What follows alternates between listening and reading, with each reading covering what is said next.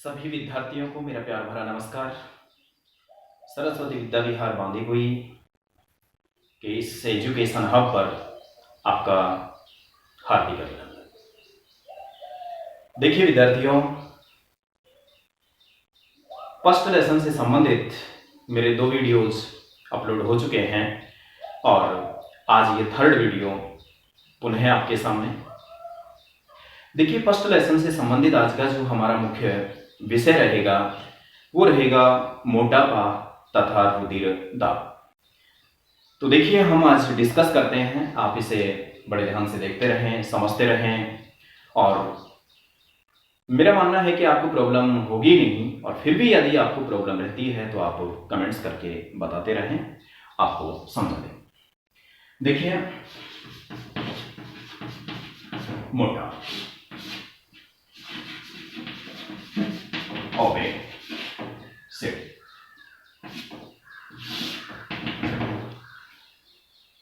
Actually मोटापा होता क्या है, ध्यान से समझिए। मोटापा उस स्थिति को कहा जाता है जब शरीर में आवश्यकता से ज्यादा वसा जमा होने लगती है तथा उसका हानिकारक या विपरीत प्रभाव शारीरिक क्रियाओं पर पड़ता है। उस स्थिति को, उस कंडीशन को हम मोटापा कहते हैं। तो मोटापा व्यक्ति को किस सीमा तक हो गया, किस कंडीशन को हम मोटापा कह रहे हैं, इसका मेजरमेंट कैसे किया जाता है। तो देखिए, इसका मापन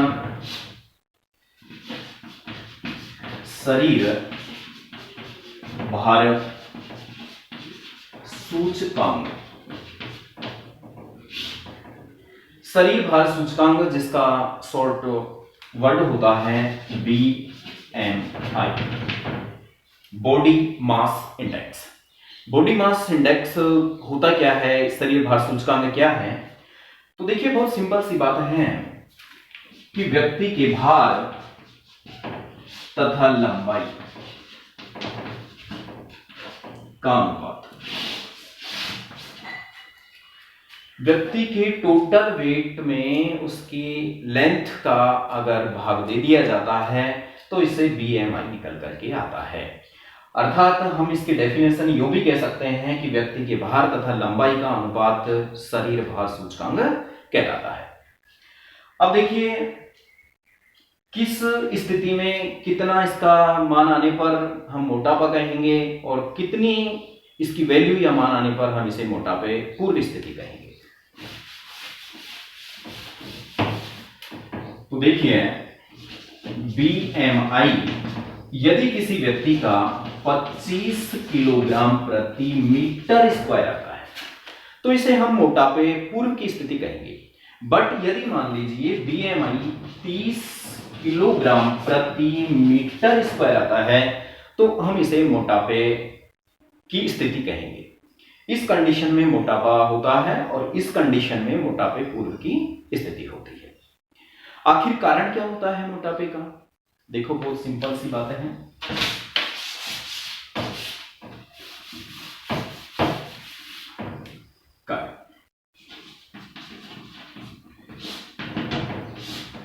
मोटापे का सबसे महत्वपूर्ण जो कारण होता है यह है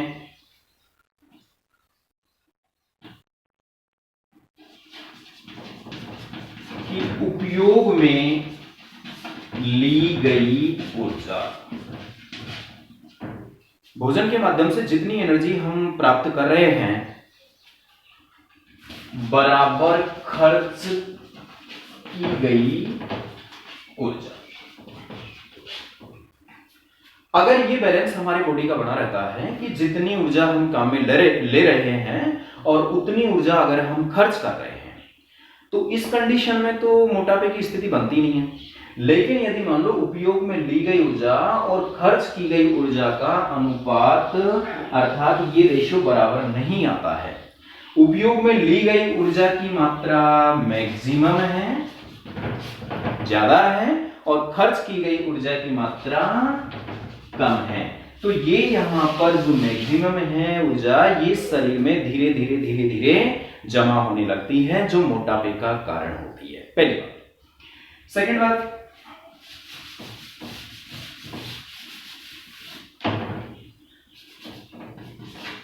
वर्तमान में चल रहे फास्ट फूड,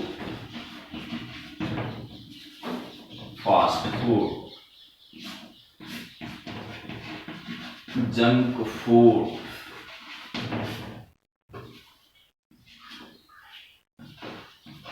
कृत्रिम भोजन, ये इसका मुख्य कारण है।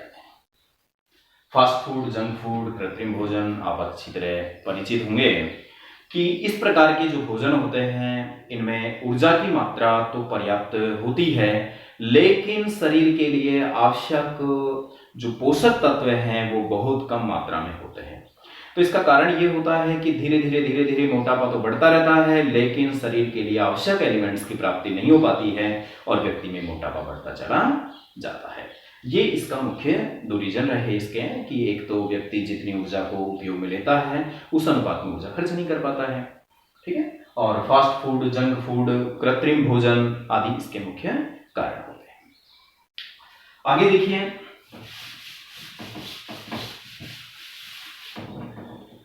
ये इसके कारण रहे कि इस कारण से मोटापा होता है।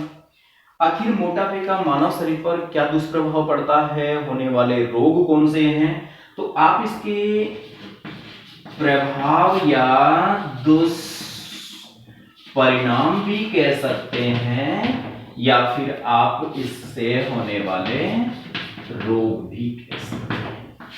क्वेश्चन किसी भी तरीके से पुट अप कर दें, इनका आंसर एक ही वे में जाना है। देखिए, मोटापे का जो मुख्य प्रभाव पड़ता है, डायबिटीज जिसको मधुमेह कहते हैं, मस्तिष्क, हृदय आदि से संबंधित अनेक प्रकार के रोग उत्पन्न हो जाते हैं। तो जरूरी है हमें कि हमें एक संतुलित भोजन उचित अनुपात में करना चाहिए। तो इसके कारण होने वाले रोगों में एक रोग होता है अस्थि संधि। अस्थि संधि जॉइंटों में होने वाला दर्द होता है। जब व्यक्ति अपने मोटाई करता है अपने जॉइंटों को, तो वहां पर एक पेन होता है, उसे दर्द का अनुभव होता है, अस्थि संधि रोग कहते हैं। इससे संबंधित एक रोग और होता है जैसे हाइपोथायराइडिज्म।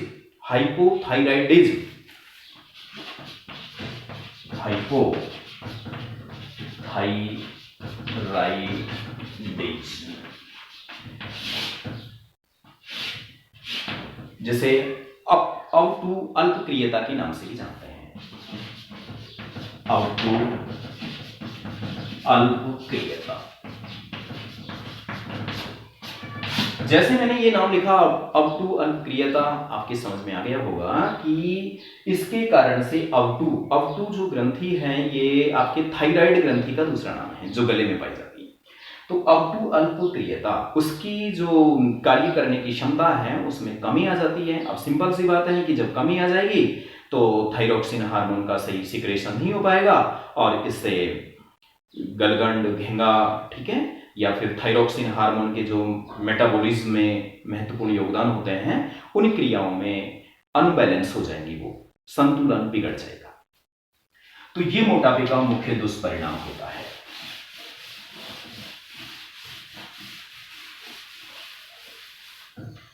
अब सिंपल सी बात है कि जब मोटापा हो रहा है व्यक्ति में तो फिर इसका निराकरण तो होगा कुछ, ठीक है। उपचार क्या होता है? उपचार सिंपल सी बात है, जो हमने इसके कारण पढ़े हैं उन्हें अपोजिट करके देख लेंगे, यहां इनका उपचार निकल के आ जाएगा कि व्यक्ति को भोजन उसी अनुपात में करना चाहिए जिस अनुपात में वो ऊर्जा को खर्च कर सके, ठीक है। और फास्ट फूड, जंक फूड, कृत्रिम भोजन आदि का सेवन नहीं करना चाहिए और व्यक्ति को नियमित रूप से व्यायाम करते रहना चाहिए और उसे स्थायी जो जीवन है, स्थायी जीवन का मतलब समझ में आ रहा है कि व्यक्ति ने खाया और एक ही स्थान पर रहा तो इससे मोटापे की संभावना बनी रहती है। तो इन बातों का ध्यान रखना चाहिए कि इन बातों का अगर वो ध्यान रखता है तो व्यक्ति में मोटापे की स्थिति पैदा ही नहीं होगी।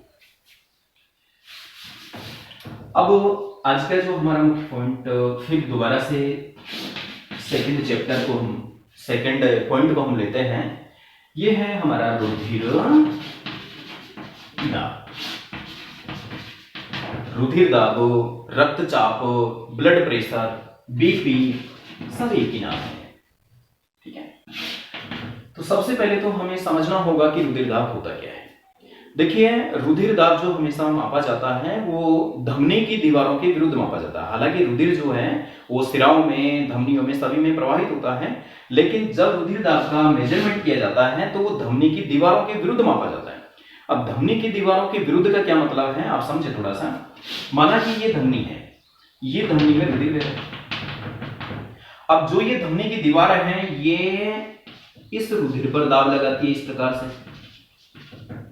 यूं अंदर की साइड, और रुधिर के द्वारा जो दाब लगता है वो धमनी की दीवारों पर विपरीत डायरेक्शन लगता है।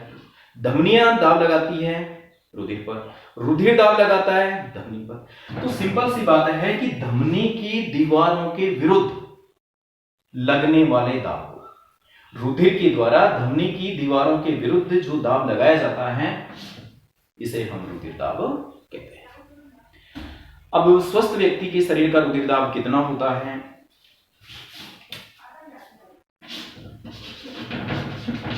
120/80 mmHg। बहुत से स्टूडेंट ये यूनिट लिखते ही नहीं है, बट लिखना चाहिए, ठीक है, क्योंकि रुधिर दाब, प्रेशर शब्द जहां भी आता है वो हमेशा पारे के स्तंभ पर मापा जाता है, इसलिए इसका जो यूनिट होता है वो mmHg होता है। अब आप समझिए कि यहाँ पर 120 क्या है, 80 क्या है, ठीक है, तो आप समझने की कोशिश करें। यहाँ पर 180 जो होता है यहाँ, इसे हम कहते हैं प्रकुंचन दाब, और 80 जो होता है इसे हम बोलते हैं अनुशीतलन दाब। इसी का दूसरा नाम होता है सिस्टोलिक, इसी का दूसरा नाम होता है डायस्टोलिक।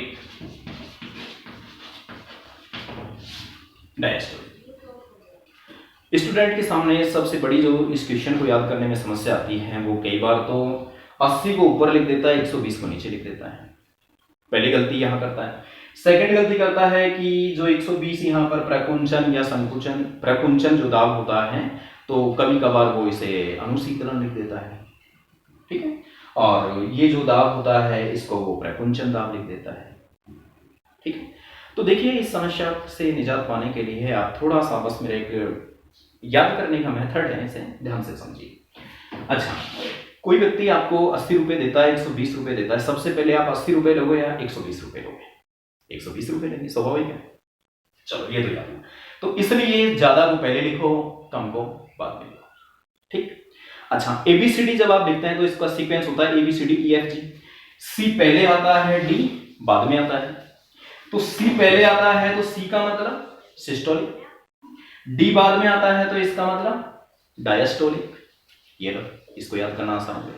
पहले सी आता है, पहले 120, भाई 120, ठीक है ना, तो आप इसे सिस्टोलिक और इसे आप क्या कहेंगे, डायस्टोलिक। और सिंपल सा याद करने का तरीका आपको बताऊं, ये कितना है 80, और ये क्या लिखा हुआ है, अनुशीतलन। तो यहां लिखा हुआ है 80, यहां लिखा हुआ है अनुशीतलन।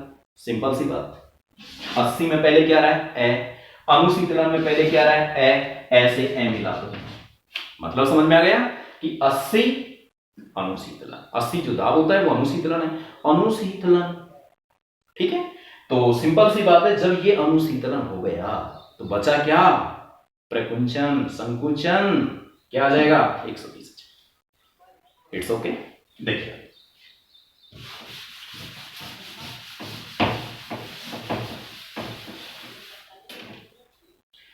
वैसे कभी मान लीजिए कि ब्लड प्रेशर चेकअप कराएं तो डॉक्टर मान लो जब कह देता है कि जैसे ये 180, 120/80 है, लेकिन मान लीजिए डॉक्टर ने कह दिया कि इसका तो 70 आया है, इसका तो 75 है, 60 है, ये रहा, ठीक है। इसकी यहाँ पर बात करता है, जैसे मान लो उसने कह दिया डॉक्टर ने कि ये यहाँ पर इसका जो प्रेशर है ये 90 है, ठीक है ना, ये 110 है।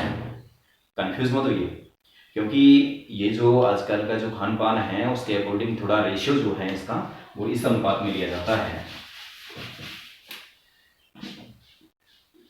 ये यहाँ 90 से लेकर के 120 तक और यहाँ 60 से लेकर के 80 तक, इसके बीच में अगर आ जाता है तो कोई टेंशन लेने की आवश्यकता नहीं।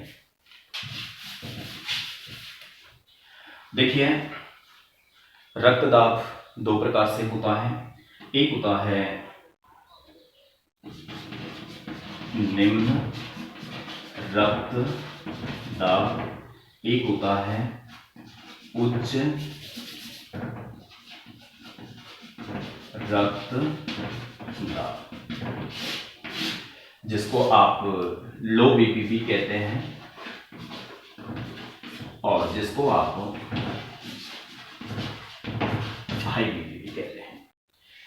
तो एक्चुअल में अब आपको समझना यह है यहाँ पर कि देखिए विद्यार्थियों, वीडियो ज़्यादा लंबा हो जाएगा, तो लंबा होने की वजह से फिर ये अपलोड नहीं हो पाएगा, तो इसलिए एक मेरी मजबूरी है कि मुझे इस वीडियो को यहीं स्टॉप करना पड़ेगा। और इसका अगला जो प्रोसीजर है, अगली जो बातें हैं, जिसको हम नेक्स्ट वीडियो में बताएंगे। ठीक है, मेरे इस वीडियो को लाइक और शेयर करें। जय हिंद।